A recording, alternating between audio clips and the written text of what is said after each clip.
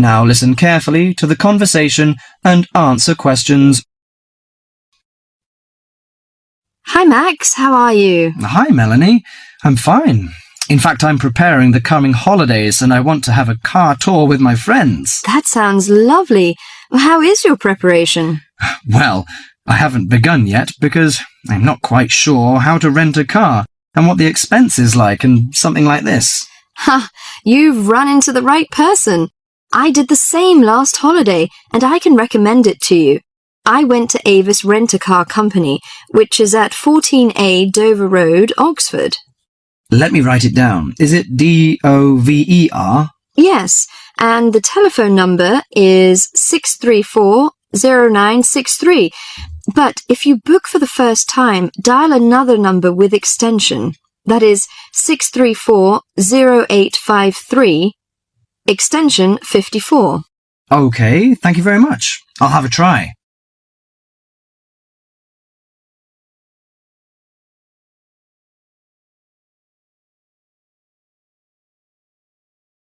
Before you hear the rest of the conversation, you have some time to read questions 5.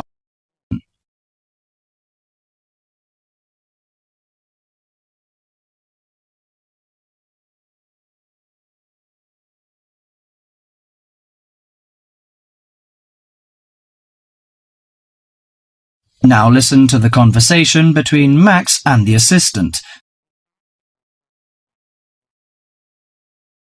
Good morning, Avis Rent-A-Car Company. How can I help you? Hi, I want to book a car for tour. I want to inquire some information about the grade of the cars and the prices. No problem. We offer a wide selection of rental cars to choose from luxury car to economy car, compact car, minivan, and pickup truck. Well, luxury car is obviously out of my price range, but compact or economy is not big enough. You know, we have 7 persons together. Well, how about a minivan? It's perfect for road trips and will make your journey feel like you're in a living room on wheels. I think that's good. Well, what does it feature? I mean, what facilities does it have? Unlike most minivans with manual transmission, the rental minivan cars have feature automatic transmission, air conditioning, and AM/FM stereo. If you drive a long, smooth way, you can use the cruise control, which will save you a lot of energy. Good. How much is the price? If you rent an intermediate one, it will cost you £55 each day. If it is standard, the cost is £45 per day. I think the standard is enough. Oh, we have a special 50% discount for weekends, from Friday to Sunday. But that doesn't apply to tax, recovery fees, and optional services. Well, what are the optional services? Well, they usually include some extra facilities, like first aid kit or something like that. I know. We plan to start off on Friday, so we have to prepare 1 day in advance. I want to book from 30th of April, which is Thursday, and it will end next Monday. Okay. Could you leave your name and the driving license number? My name is Max, and the license number is M9021. Okay. You can pick up the car on Thursday noon. Besides, we offer some optional services like street maps, flashlight, and sunsheet. What would you like to have? Flashlight is not necessary, I think.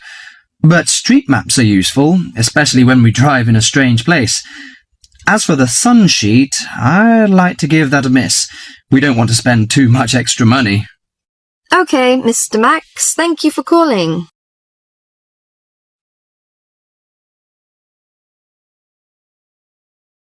That is the end of part 1. You now have half a minute to check your answers.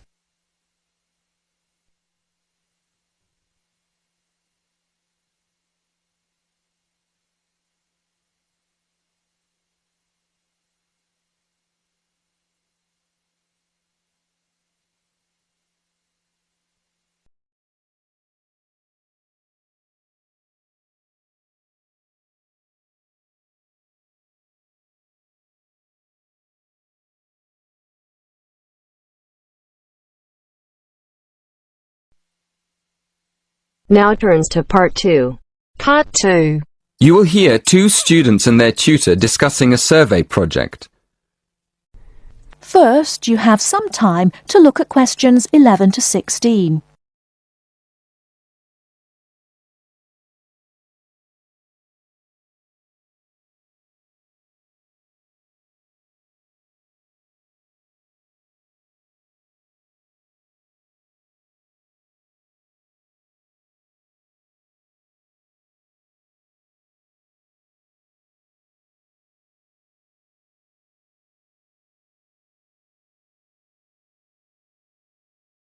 Now, listen carefully and answer questions 11 to 16. So, what's the survey about, Tom? It's about where students want to live and how they choose. Basically, their accommodation preferences. We've actually tried it out with a few students already. Okay, that sounds fine. So, to start with, how many questions have you got? 20? Is that too many? Yes, it is, really. People get fed up answering lots of questions and they stop thinking about their answers. Right, so we need to think about that again. What do you think of the first 3 questions? You want to know what affects students' choice of accommodation when they go to university? Yes, we want to find out which has the most effect. The cost, the number of rooms in the house or flat, or the distance from campus. And then we asked another question. Oh, yes? What else did you want to find out? Well, we wondered whether public transport was important. You know, not many students have cars, so it might be quite important for them to be near somewhere where they could catch a bus or train. Yeah, that's a good question. Before you ask any more people, I've got a couple of suggestions for improving the questionnaire. First of all, I think you need to ask fewer questions. As I said, 20 is really too many. I'd cut it down to 10 if I were you. Okay, 10 questions only. And is there anything else you think we should do? Well, yes. Some of the questions are actually quite complicated. I think you should make them clearer. I think they should be easier to understand. And what do you think about asking more questions about cost? No, I don't think you need any more about cost. But you could ask a couple more questions about the reasons for students' decisions. So we should ask some more questions with why. Yes, I think you'd get quite a lot more information if you did that. Thank you. Before you hear the rest of the talk, you have some time to look at questions 17 to 20.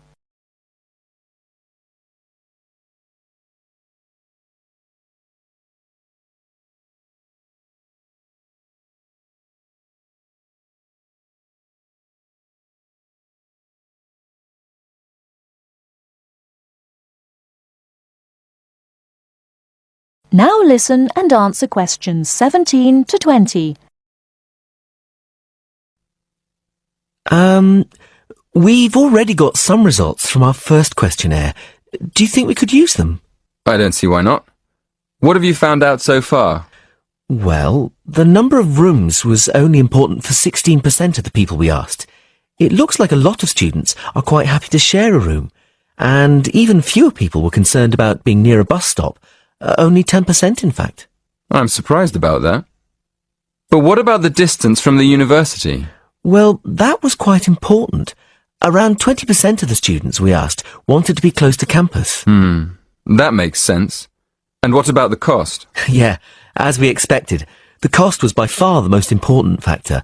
More than half the students were concerned with the cost. 54% to be exact. Only 54%? I thought it would be closer to 80%. That is the end of part 2. You now have half a minute to check your answers.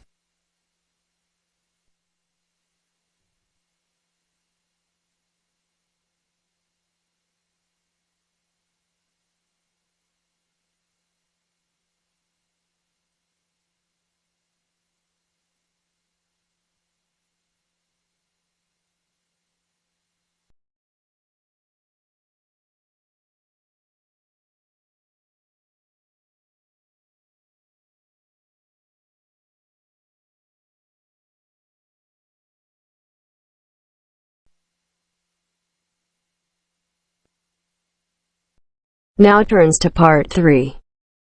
Part 3. You will hear a discussion between 3 students, David, Joseph, and Carrie.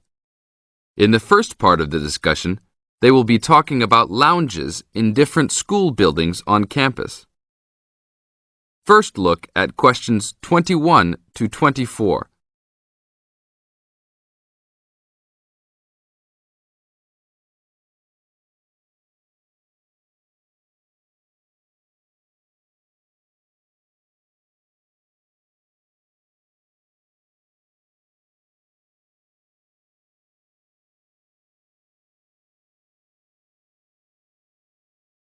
Now listen to the first part of the discussion and answer questions 21 to 24.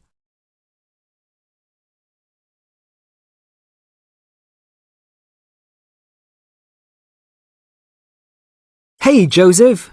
Long time no see. How's it going? Oh, hey, David. It's going fine. I'm a little overwhelmed with all these new courses, but I'm hanging in there. Have you met my girlfriend, Carrie? No. Hi, Carrie. Hi, David. Joseph told me about you. You two had quite the time last semester in European history, I hear. Yeah, we like to hang out after class. Now it's a little harder, though. Lounges aren't as good as they were back there in Wilson Hall. Yeah, they had chairs, couches, and tables to put your stuff on. And that lounge was full. There must have been 25 seats in there. Really? The lounge in Jones Hall, where I have my communications course, only has about 10 chairs. It's awful. We all just stand around or leave. I wish we could hang out more. Well, Agriculture Hall is next door. Their lounge is on the first floor, and it has couches. I think there are about 6 of them, and they're comfortable and hardly used at all. That's not a good idea.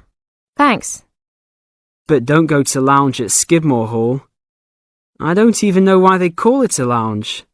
It's just 4 chairs in the corner of the main walkway. In the second part of the discussion, David, Joseph, and Carrie continue talking about conducting a survey. Before you hear the rest of the talk, you have some time to look at questions 25 to 30.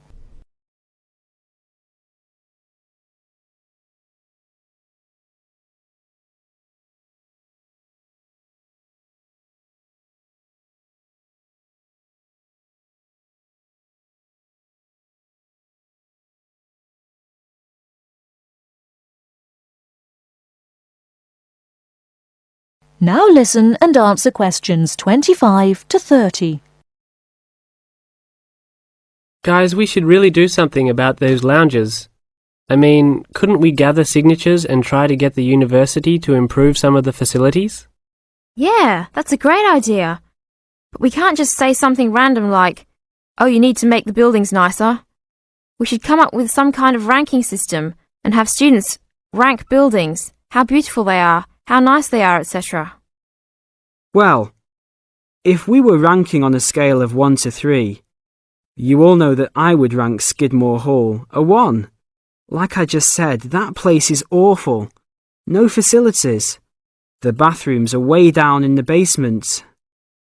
You're right. But they do have a nice balcony on the 3rd floor.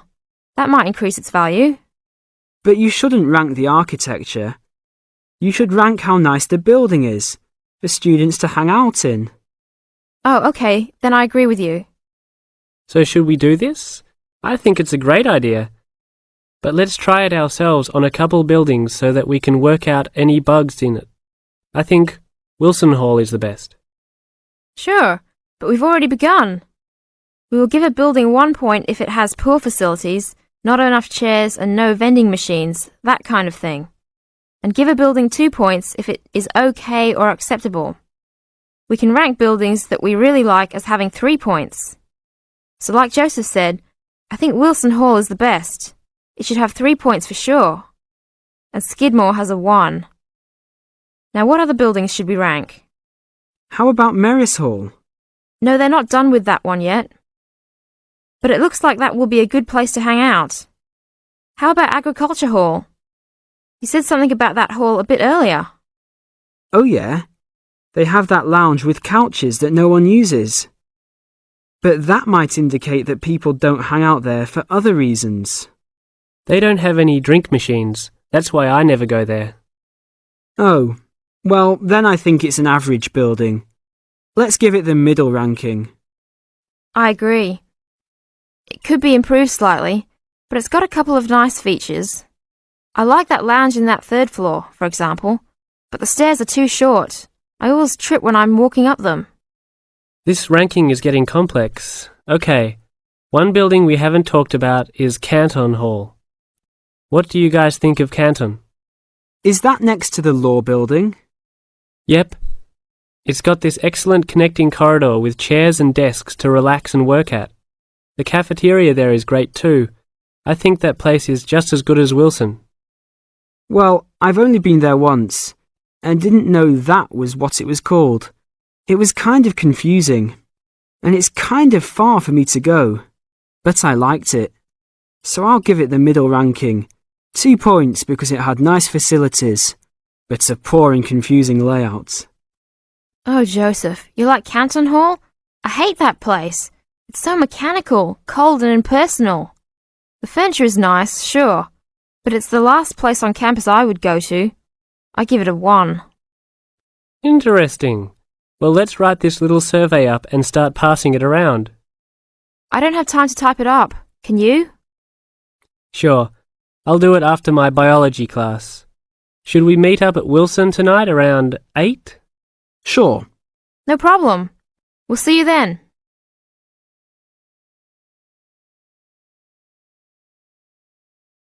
That is the end of part 3. You now have half a minute to check your answers.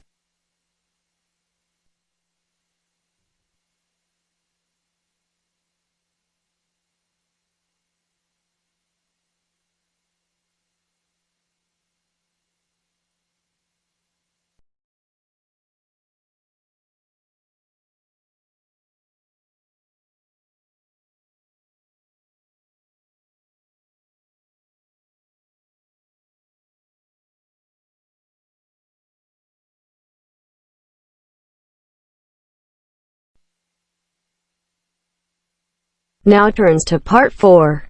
Part 4. You will hear a lecturer talking about the solar eclipse in history. First, you have some time to look at questions 31 to 36.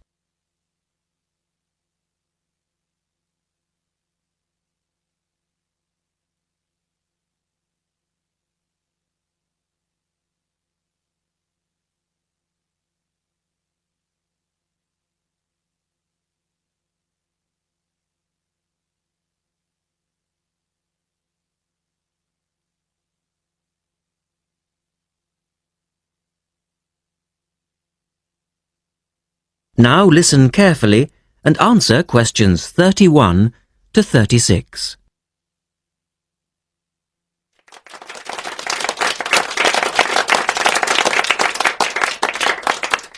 Good evening and welcome to this month's Observatory Club lecture.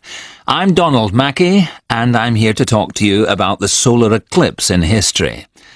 1,000 years ago, a total eclipse of the sun was a terrifying religious experience. But these days, an eclipse is more likely to be viewed as a tourist attraction than as a scientific or spiritual event. People will travel literally miles to be in the right place at the right time to get the best view of their eclipse. Well, what exactly causes a solar eclipse when the world goes dark for a few minutes in the middle of the day? Scientifically speaking, the dark spot itself is easy to explain. It's the shadow of the moon streaking across the Earth. This happens every year or two, each time along a different, and to all intents and purposes, a seemingly random piece of the globe. In the past, people often interpreted an eclipse as a danger signal heralding disaster, and in fact the Chinese were so disturbed by these events that they included among their gods one whose job it was to prevent eclipses. But whether or not you're superstitious or take a purely scientific view, Our earthly eclipses are special in three ways. Firstly, there can be no doubt that they're very beautiful. It's as if a deep blue curtain had fallen over the daytime sky as the sun becomes a black void surrounded by the glow of its outer atmosphere. But beyond this, total eclipses possess a second, more compelling beauty in the eyes of us scientists, for they offer a unique opportunity for research. Only during an eclipse can we study the corona and other dim things that are normally lost in the sun's glare. And thirdly, they are rare. Even though an eclipse of the sun occurs somewhere on Earth every year or two, if you sit in your garden and wait, it will take 375 years on average for one to come to you. If the moon were any larger, eclipses would become a monthly bore. If it were smaller, they simply would not be possible. The ancient Babylonian priests, who spent a fair bit of time staring at the sky, had already noted that there was an 18-year pattern in their occurrence, but they didn't have the mathematics to predict an eclipse accurately. In the second part, the speaker talks about a number of scientists. Look at questions 37 to 40.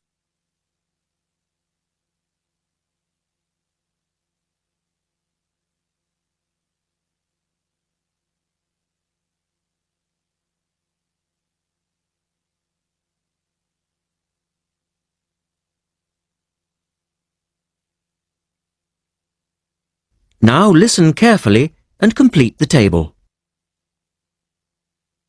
It was Edmund Halley, the English astronomer, who knew his maths well enough to predict the return of the comet, which incidentally bears his name, and in 1715 he became the first person to make an accurate eclipse prediction. This brought eclipses firmly into the scientific domain, and they've since allowed a number of important scientific discoveries to be made.